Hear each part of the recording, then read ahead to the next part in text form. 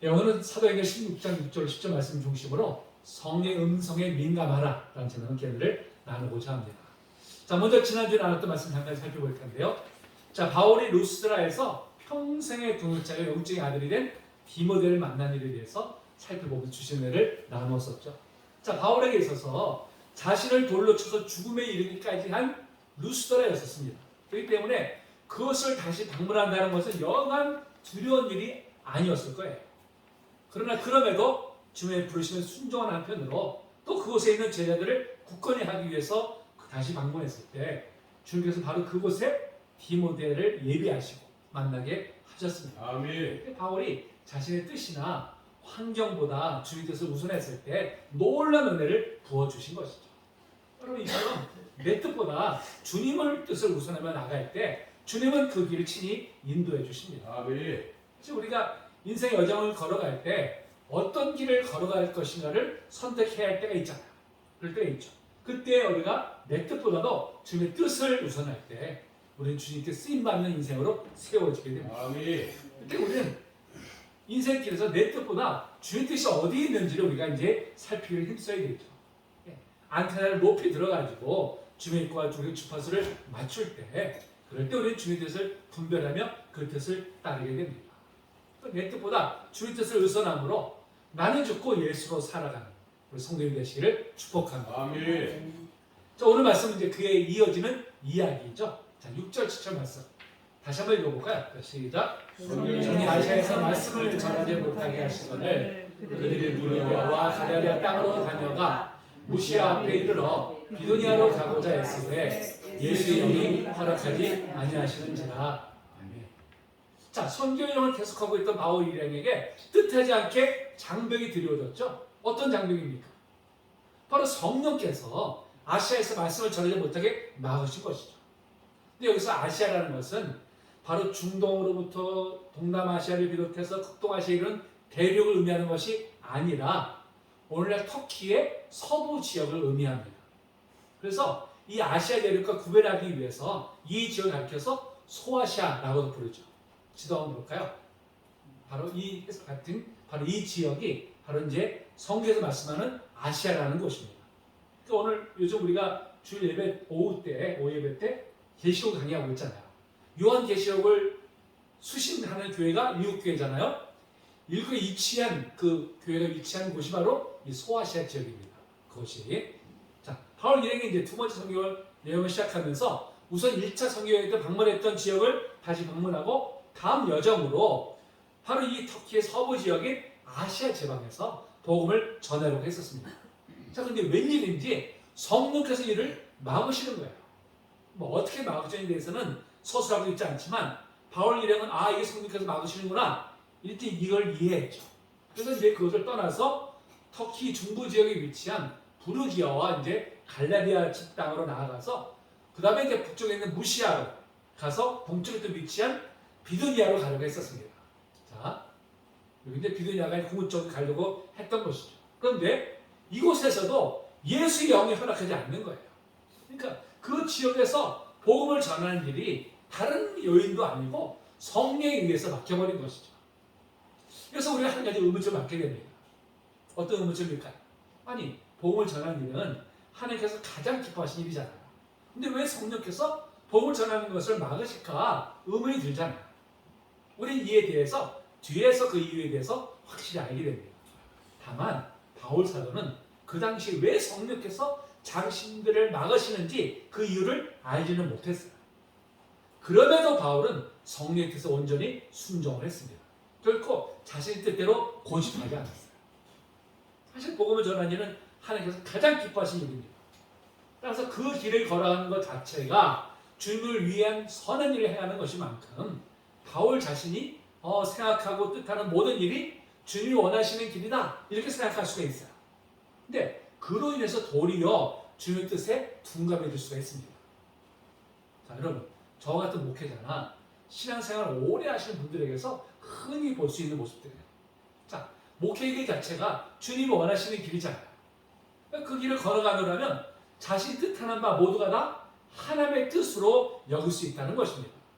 그로 인해서 도리어 주님의 뜻에 둔감해져 가지고 자신의 생각에 빠져들 수가 있는 거예요. 자기가 생각하는 것은 모두가 다 주님의 뜻이라 여기는 그런 착각 속에 빠져들 수가 있다는 것입니다.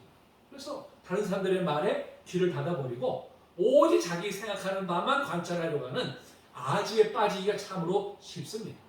왜? 자신의 뜻이 곧 하나님 뜻이라 여기기 때문이죠. 사실 이렇게 되는 것이 정말 두려운 일입니다. 그래서 그럴 때는 또 어떻게 해요? 더더욱 깨어 있어야 돼요. 더더욱. 자, 근데 바울사도는 주님이 원하시는 길을 걸어가면서도 항상 주님의 뜻에 민감했습니다. 자신이 걸어가는 길이 주님이 원하시는 길을 분명히 확신하지만 그 안에서도 자신을 향한 주님의 뜻을 분별하고 자기 아집에 빠지지 않으려고 힘썼던 것이죠. 그렇기 때문에 그 뜻을 분별해서 자신의 방향을 전환할 수 있었던 것입니다. 자, 그럼에도 그게 인도하시는 성령의 뜻을 다 이해해서 순종한 것은 결코 아니었습니다. 성령께서 이렇게 인도하시니까 다 이해할 수는 없더라도 순종한 것이죠. 여러분, 이처럼 우리가 하나님의 행하신 일을 다 이해해서 순종하는 것은 결코 아닙니다. 때는 우리를 인도하시는 바를 도저히 이해하지 못할 때도 있잖아요. 그럼에도 하나님 뜻이기 때문에 기꺼이 순종하며 나아가는 것입니다. 여러분, 그럴 수 있는 것은 어떤 의미가 있을까요? 어떤 의미에서? 바로 하나님은 선하신 분임을 믿기 때문이죠. 지금까지 선하신 뜻대로 인도하심을 믿기 때문에 다 이해할 수는 없지만 우리가 순종하며 나아가는 것입니다. 자, 그럼에도 내가 납득이 돼야 순종하겠다 이렇게 주장하는 분들 종종 보게 돼요. 근데 여러분, 하나님이 행하신 일이 모두 납득이 된다면 그분이 과연 하나님이시겠어요? 그렇지 않습니까? 하나님은 때때로 우리의 생각이나 경험을 초월해서 역사하시잖아요. 그래서 우리가 그 행하시는 바를 우리가 다 이해할 수 있는 것은 결코 아닙니다. 하나님 생각, 우리 생각보다 너무나 높으신 분이잖아요. 자, 이사야서 55장 8절 9절 말씀입니다. 읽어볼까요? 자, 시작. 내 생각이 너의 생각과 다르며 내 길은 너의 길과 다름이니라. 여호와의 말씀이니라. 이는 하늘이 땅보다 높은 것 같이 너의 길보다 높으며 내 생각 너희 생각보다 높음이니라. 그렇기 때문에 우리에게 요구되는 것은 뭐예요? 바로 신시하신 하나님에 대한 전적인 신뢰와 순종하려고 하는 자세죠. 그것이 우리에게 요구되는 것입니다. 사실 바울사도도 최고의 학식을 갖춘 학자였습니다. 성경에 대해서 그 누구보다도 박식했던 사람이에요. 그렇기 때문에 자신만큼 하나님과 그 뜻을 아는 사람이 없을 것이다 자부할 수도 있었어요. 그럼에도 왜 성령께서 자신들의 길을 막으시는지에 대해서 그를 알지 못했습니다. 그래도 그는 기꺼이 순종하면서 한 성령의 인도하심을 구하면서 한 걸음 한 걸음 앞으로 나아갔습니다. 우리도 때때로 하나님께서 이해할 수 없는 방향으로 우리를 이끄신다고 생각할 때에도 내 뜻대로 하려고 고집하지 말고 겸손한 자로 우리가 순종해야 됩니다. 아멘. 제가 좋아하는 찬양 중에 주님과 함께하는 이런 찬양이 있어요. 요새 2절이 이렇게 나옵니다. 우리 한번 같이 읽어볼까요? 같이 한번 노래 볼까요? 나 염려하잖아도 내쓸 것 하시 나 오직 주의 얼굴 구하게 하소서. 나 이해할 수 없을 때라도 감사하며 날마다 순종하며 주 따르오리라. 온 마음 다해 사랑합니다. 온 마음 다해 주 알기 원하네. 내 모든 삶 당신 것이니 주만 섬기리. 온 마음 다해. 아멘. 찬양 가사처럼 다 이해할 수 없을 때는 어떻게 해야 돼요? 감사하면서 순종하면서 나아가야 돼. 반드시 우리를 선한 길로 인도해 주실 줄로 믿습니다. 아멘. 자, 이렇게 바울이 가는 길을 막으신 분을 오늘 6절에서는 성령이라고 표현하고 있는데요. 7절에서는 예수의 영이라고 표현하고 있어요. 근데 표현은 다르지만 모두가 다 성령 하나님을 가리키는 것이죠. 자, 성령께서 바울의 길을 때로는 막으시면서 다른 방향으로 인도해 가시를 볼 때 그 발걸음을 인도하신 분이 누구예요? 성령 하나님이시죠. 바로 성령 하나님이십니다. 자, 주님께서 승천하시기 전에 저희들에게 사명을 주시면서 자, 약속하신 말씀이 있어요. 어떤 약속하셨을까요? 자, 마태복음 28장 19절 20절 시작. 그러므로 너희는 가서 모든 민족을 제자로 삼아 아버지와 아들과 성령의 이름으로 세를 베풀고 내가 너에게 분부한 모든 것을 가르쳐 지키게 하라. 볼지어다 내가 세상 끝날까지 너희와 항상 함께 있으리라 하시니라. 아멘. 어떤 약속일까요? 세상 끝날까지 우리와 함께 하시겠다는 약속이죠. 아멘. 자, 그런데 아니 예수님은 하늘을 승천하셨잖아요. 하나님보다 우편에 계시잖아요. 근데 그분이 어떻게 우리와 함께 계십니까? 어떻게? 바로 약속하신 성령을 보내주셔서 우리와 함께하여 주시죠. 자, 요한복음 14장 16절 17절입니다. 시작. 내가 아버지께 구하겠으니 그가 또 다른 보혜사를 너희에게 주사 영원토록 너희와 함께 있게 하리니 그는 진리의 영이라 세상 능히 그를 받지 못하나니 이는 그를 보지도 못하고 알지도 못합니다. 그러나 너희는 그를 아나니 그는 너희와 함께 거하시며 또 너희 속에 계시겠습니다. 아멘. 예수님은 하늘보다 우편에 계시지만 성령 보내셔서 우리와 함께 하겠습니다. 아멘. 그래서 여러분 우리가 믿는 하나님은 어떤 분이세요? 삼위일체 하나님이십니다. 그렇죠? 성부, 성자, 성령 하나님이 그 본체가 하나이면서 그 위기 각각 다르시죠. 그래서 이것을 삼일체라고 이제 표현을 합니다. 성경은 성령을 어떤 데서는 하나님의 영이라고 표현하고요. 어떤 데서는 예수의 영이라고 표현하고 있습니다. 이것은 바로 하나님과 본체가 같으신 분, 예수님과 본체가 같으신 분, 바로 이런 뜻이죠. 그렇기 때문에 예수께서 승천하시면서 성령을 보내셔서 우리와 함께 하게 하신 것은 결국 뭐예요? 예수님이 우리와 함께 하신 것과 본질적으로 같은 것이죠. 그래서 예수님이 우리와 함께 하시는 것입니다. 자, 이렇게 우리와 함께 하신 성령은 우리의 길을 항상 인도하여 주십니다. 아멘. 우리가 마땅히 갈 길을 알지 못할 때에도 우리 앞을 친히 인도하여 주시죠. 여러분 우리가 만약에 불빛이 전혀 없는 어두운 길을 걸어간다면 얼마나 두렵겠어요. 그렇죠? 우리가 혹시 길을 잘못 들어서는 것은 아닌가? 혹시 또 낭떠러지에 떨어지면 어떻게 하나? 이런 두려움이 생기게 마련입니다. 그때 누군가가 등불을 들고서 앞서서 자신을 따라오라고 하면 얼마나 큰 위로와 힘이 되겠습니까? 바로 성령께서 하신 일이 바로 이러하죠. 죄로 인해서 어두워진 세상길을 걸어가는 것이 우리를 두렵게 합니다. 너무 깜깜해서 한 치 앞도 알 수 없는 인생길을 건다는 게 얼마나 두렵게 합니까? 근데 여러분 이제 우리는 결코 두렵지 않습니다. 왜요? 바로 성령께서 친히 우리의 앞길을 인도해 주시기 때문이죠. 아멘. 성령은 하나님의 영이시기 때문에 그 누구보다도 하나님의 뜻을 잘 아십니다. 고린도서 2장 10절 11절 말씀입니다. 자, 시작. 오직 하나님의 성령으로 인해서 우리에게 보이셨으니 성령은 모든 것 곧 하나님의 깊은 것이라도 통달하시느니라. 사람의 사정을 사람의 속에 있는 영 외에는 누가 알리요? 이와 같이 하나님의 사정도 하나님의 영 외에는 아무도 알지 못하느니라. 성령님만이 하나님의 뜻을 확연하게 아신 분이시죠.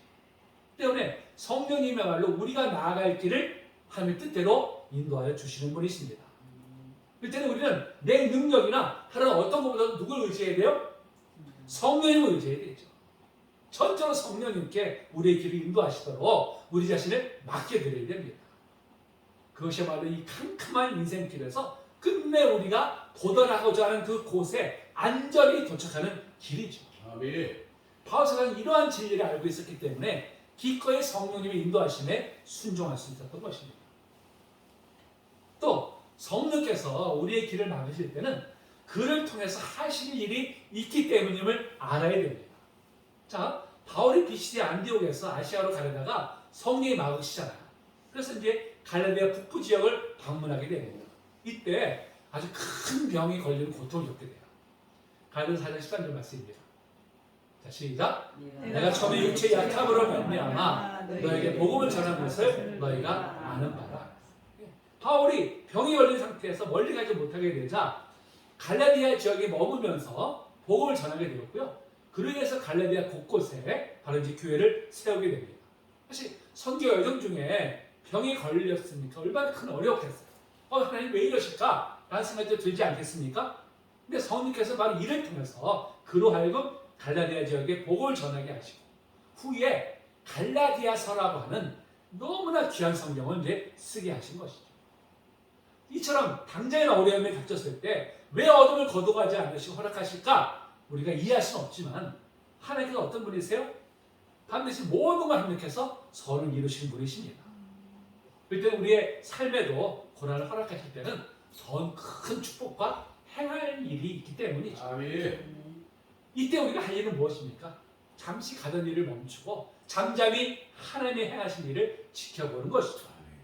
그러할 때 모든 걸 합력해서 선을 이루시는 하나님의 역사를 경험하게 될 줄로 믿습니다. 아멘. 자, 이렇게 바울 사도가 복음 전파 중에 병을 얻은 것에는요 또 하나의 놀라운 섭리가 담겨져 있어요. 자, 갈라디아서 병에 걸린 바울 사도는 이를 치료하기 위해서 드로아로 발걸음을 옮기게 됩니다. 원래는 이제 비두니아로 가려고 했는데 도저히 그럴 수가 없어가지고 부득이 이제 드로아로 내려가게 되죠. 바로 8절 말씀이죠. 무시하게 지나 드로아로 내려가는데, 자, 드로아가 어떤 곳이냐면 당시 의료기관들이 밀집해 있는 곳이었어요.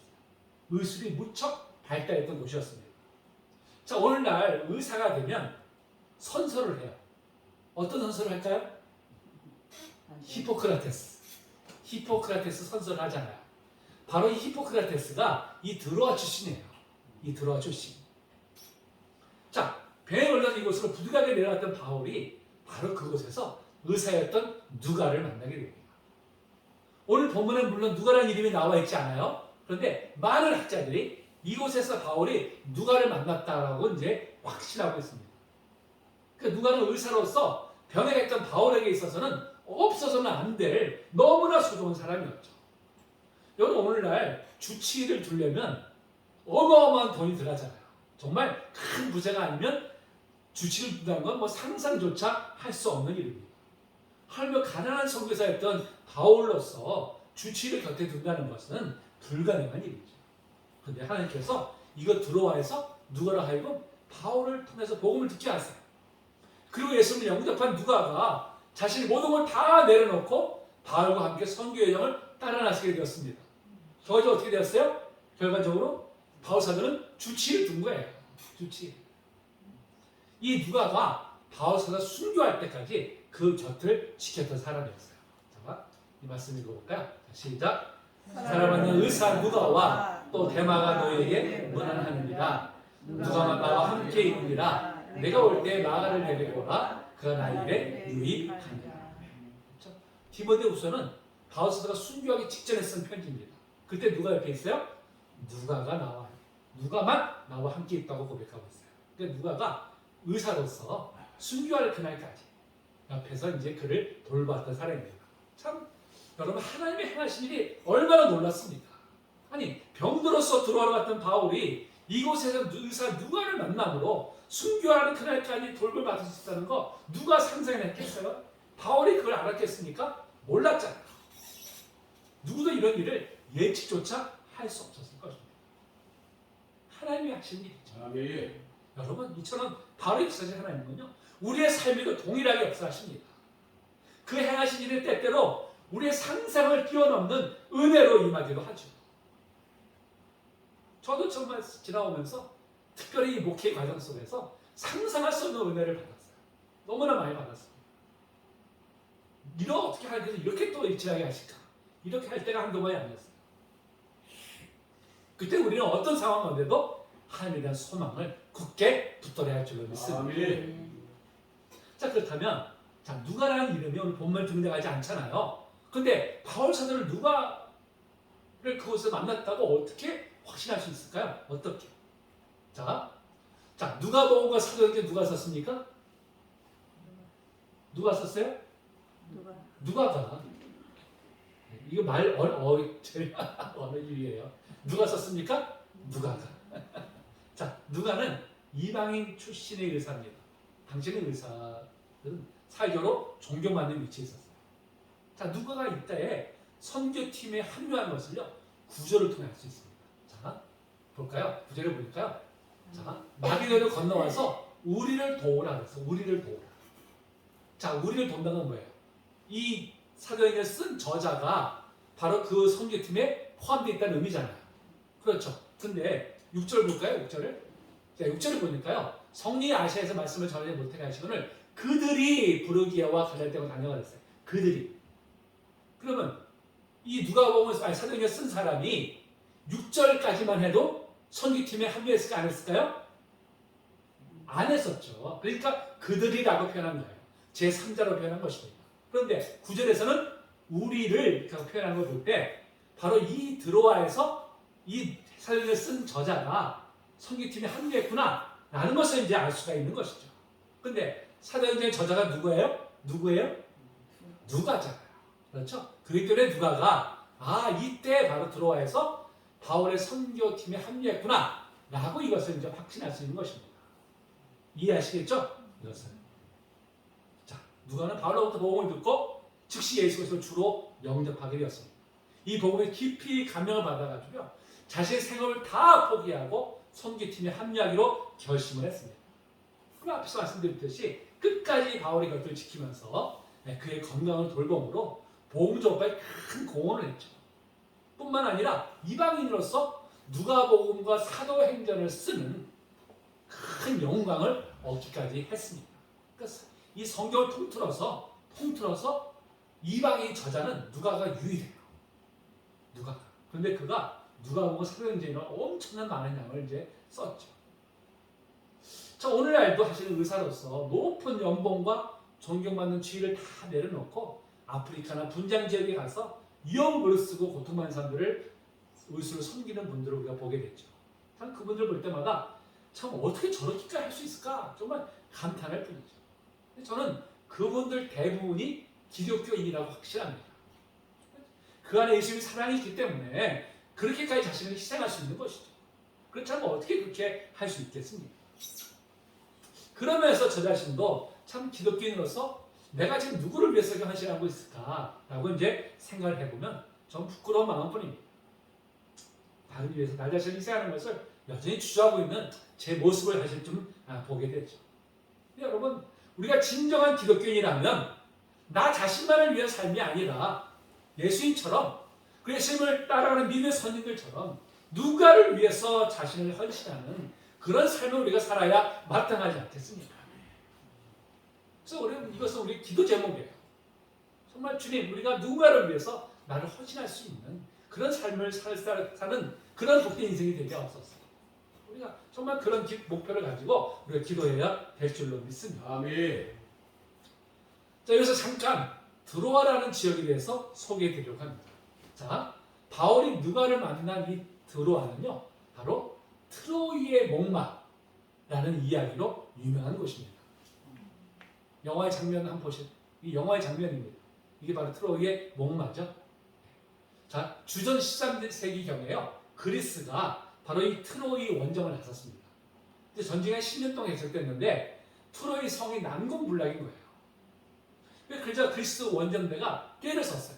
그래서 거대한 목마 속에다가 이제 군사들을 다 숨겨놓고는 철수하는 척했습니다. 이에 이제 트로이가 속아버렸어요. 야, 우리 전쟁이 이겼다. 해가지고 이제 이 목마를 성 안으로 딱 이렇게 들여놓고서는 이제 승전 파티를 즐겼습니다. 모든 술에 취해가지고 이제 고라다 떨어졌을 때 이 목마 속에 숨어 있었던 그리스 구인들이 목마에서 이제 나와가지고 성문을 열어버린 거예요. 밖에 매복해 있던 그리스 군사들이 이 성 안으로 들어와가지고 이제 트로이 성을 이제 점령을 하게 됩니다. 이게 바로 이제 트로이 전쟁이죠. 너무나 유명한 트로이 전쟁. 그때 썼던 게 바로 이 트로이 목마입니다. 이 트로이 목마는 그래서 어떤 공동체가 외부 요인에 의해서 내부적으로 무너지는 것을 의미하는 용어로 지금까지 이제 통용은 되게 되었던 것이죠.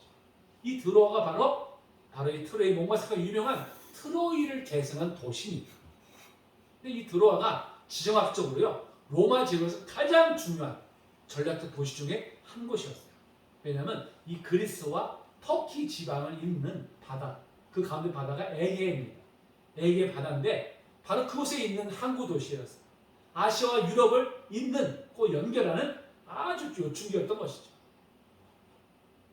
자, 그런데 바로 이 드로아에서 바울 사도가 바로 환상을 보게 되잖아요. 5절, 9절 말씀이죠. 시작. 밤에 한 사람이 바울에게 보이니 왕이 마게도냐 사람을 나가셔서 그에게 청하여 이르되 마게도냐 건너와서 우리를 도우라 하거늘. 마게도냐 사람 하나가 바울에게 자기들에게 도와달라 간청하는 환상이었던 것이죠. 이 마게도냐가 어디냐면요, 그리스의 상부 지역입니다. 상부 지역으로서 유럽의 관문 같은 그런 곳이었어요. 근데 성경학자인 윌리엄 바클레이는 이 환상에 나타난 사람이 바로 알렉산더 대왕이다 라고 주장을 했어요. 근데 그 측에 주장 배경이 있습니다. 자, 드로아의 원래 이름이 뭐냐면요, 알렉산드리아 트로아스였어요. 알렉산드리아, 바로 마게도냐의 이 알렉산더 대왕, 바로 이제 그 이름을 따서 이렇게 이름을 붙인 것입니다. 그리고 그의 아버지가 마게도냐의 왕인 빌립이에요. 빌립. 그래서 빌립보라는 이름을 바로 이제 그 아버지 이름을 따서 이렇게 명명한 것이고요. 자기 누이 동생의 이름을 따서 데살로니가도 누이의 이름을 따서 이렇게 이제 붙인 것입니다. 그러니까 그 지역 전체가 다 바로 알렉산더의 그 이름을 따라서, 업적을 따라서 이제 붙인 이름인 것을 이제 보게 되는 것이죠. 자, 알렉산더는 잘 알다시피 불과 10년 만에 바로 이 그리스로 시작해서 이 아시아, 그 다음에 심지어 인도까지, 그리고 이집트까지 점령한 대제국을 건설한 바로 이제 그런 왕이었었죠. 근데 그는 꿈이 있었어요. 뭐냐면 동과 서, 아시아와 유럽을 결합해가지고 이제 하나로 만드는 꿈을 이제 가지고 있었습니다. 이를 이루기 위해서 이제 오직 영토를 확장하는 것에만 몰두를 하다가 갑자기 병에 걸려가지고 30세의 나이에, 너무나 젊은 나이에 이제 그만 죽고 맙니다. 그러니 그의 사후에 그의 나라가 4개로 쪼개져요. 그리고 그의 아들은 비참하게 죽고 맙니다. 부하 장군에 의해서. 인간의 허황된 꿈이 자신만이 아니라 사실은 많은 사람들을 불행하게 만드는 것이죠. 그 정부 전쟁에서 얼마나 많은 사람들이 죽어나갔겠어요. 얼마나 많은 사람들이 참 고통을 당했겠습니까. 그런데 놀랍게도요, 하나님께서는 이 알렉산더가 이루어놓은 바로 이 제국을 발판으로 해서 사도 바울을 들어서 기독교의 복음으로 동과 서를 하나로 묶고 연결하는 일을 하도록 역사하셨습니다. 아멘. 그러니까 전쟁으로 이룰 수 없는 것을 하나님께서는 평화의 복음으로 이루신 것이죠. 아멘. 오늘날도 지구촌 곳곳에서 전쟁이 끊이지 않고 있습니다. 서로 많은 영토를 차지하기 위해서 전쟁을 벌이지만 결국 모두가 다 자멸하는 길이죠. 오직 평화의 복음만이 이 지구촌을 하나 되게 할 수 있습니다. 우리 남과 북이 분단된 지가 내년이면 80주년 돼요. 80주년. 그 안에 6.25 동란이라고 하는 민족적인 비극을 우리가 겪기도 했었습니다. 근데 지금도 여전히 북은 호시탐탐 적과 통일의 야욕을 감추지 않고 있죠. 근데 여러분, 또다시 이 땅에 전쟁이 일어나게 되면요, 모두가 자멸하는 길뿐이죠. 다시는 이 땅에 전쟁이 일어나지 않는 길 오직 하나죠. 복음으로 하나 되는 것입니다. 복음으로. 우리가 이를 위해서 더욱더 간절히 기도해야 할 줄로 믿습니다. 아멘. 자, 바울은 이 환상을 보고서야 비로소 무엇 때문에 성령께서 아시아에서 복음을 전하신 것을 막으신 줄 알게 된 것이죠. 10절 말씀입니다. 시작. 그리고 환상을 보았을 때 우리가 곧 마게도냐로 떠나기를 힘쓰니 이는 하나님이 저 사람들에게 복음을 전하라고 우리를 부르신 줄로 인정함이라. 성령께서 복음을 전하는 것을 2번씩이나 막으시면서 두로로 인도하신 것은 바로 누가를 만난 후에 유로로 건너가서 복음을 전하게 하기 위해서 바로 이제 깨닫게 된 것이죠. 사실 바울서는 이때까지만 해도 유럽으로 건너가서 복음을 전하겠다는 계획이 아예 없었어요. 그냥 아시아 지방을 다니면서 복음을 전하고 이미 복음을 받아들이는 형제들을 굳건히 하겠다라는 이제 목표로 나아갔을 뿐이죠. 그런데 하나님께서는 더 큰 계획을 가지고 계셨던 것이죠. 바로 유럽에까지 복음을 전해서 많은 사람들을 구원하고자 하시는 것이었습니다. 그로 인해서 성령께서 바울의 앞길을 막으시면서 드로에까지 이제 인도를 하신 것이죠. 자, 여기서 우리는 바울 사도가 평소에 얼마나 하나님의 뜻에 민감한지를 보게 됩니다. 자, 그가 마게도냐 사람이 건너와서 자신들을 도우라는 환상을 그는 즉각 성령의 명령으로 받아들였어요. 우리도 종종 꿈을 꾸잖아요. 그렇죠? 꿈을 꿉니다. 어떤 꿈은 너무 생생해가지고 깨서도 기억이 다 나죠. 그럴 때는 이 꿈에 무슨 의미가 있을까 우리가 생각해 보게 되죠. 하나님께서 이 꿈을 통해서 나에게 뭐 주신 뜻이 있을까? 우리가 또 생각을 또 해보게 됩니다. 대부분 그러다가요 다 잊어버려요. 그 뜻도 모르지 금방 잊어버리고는 맙니다.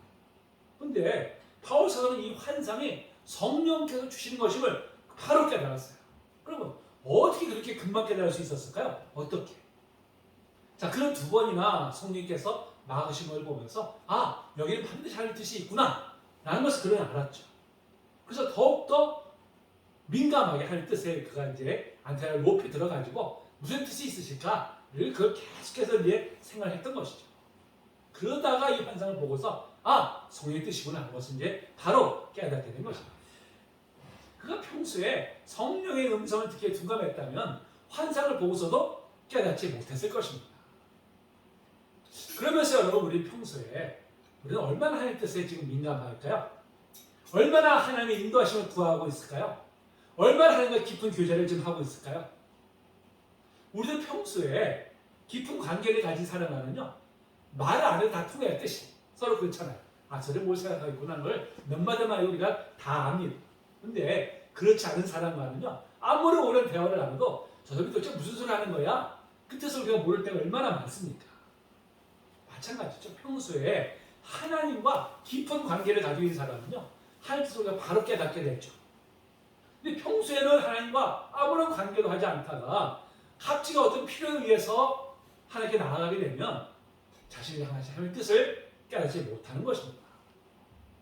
그렇기 때문에 평소에 하나님과 깊은 관계를 가지는 게 너무나 중요한 것이죠. 아멘. 평소엔 소원하다가 무슨 일이 있어야만이 그 뜻을 하나님 앞에 나아간다고 해서 어떻게 하나님 뜻을 금방 깨달을 수 있겠습니까? 그런 면에서 우리는 늘 성령의 음성을 듣기를 힘을 써야 됩니다. 아멘. 성령의 음성에 우리가 민감해야 되죠. 아멘. 그것은 무엇보다도 꾸준한 말씀 묵상과 바로 기도입니다. 우리는 이를 통해서 성령의 은총에 우리가 민감해서 우리가 하나님의 뜻을 깨달아야 됩니다. 그럴 때 우리가 그 인도함을 받을 수가 있는 것입니다. 아멘. 말씀 마칠 텐데요. 바울은 비록 성령께서 자신들의 길을 막으신 그 뜻을 알지 못했지만 그럼에도 자신의 뜻을 고집하지 않고 순종하면서 그 인도하심을 따라갔습니다. 그럴 때 놀라운 성령의 역사를 경험할 수 있었고 자신들의 선하게 인도하심을 알게 되었습니다. 아멘. 우리 삶의 여정에서도요. 비록 다 이해할 수는 없지만 그러면 내 뜻이 아니라 성령의 인도하심에 순종하며 나아갈 때 우리를 선하게 인도하신 은혜를 누리게 될 것입니다. 아멘. 우리 하나님은 우리에게 가장 좋은 것을 주기를 원하시는 분이시죠. 아멘. 우리를 가장 좋은 길로 인도해 주시는 분이십니다. 아멘. 우리가 원하는 것보다 더 좋은 것을 주시는 분이십니다. 아멘. 믿으십니까? 아멘. 네. 다 이해할 수 없을 때라도 가장 좋은 것을 주시면서 가장 좋은 인도해 주시는 하나님을 신뢰하면서 그 인도하심을 받는 우리 복된 성령 되시기를 주님의 이름으로 축복합니다. 아멘. 기도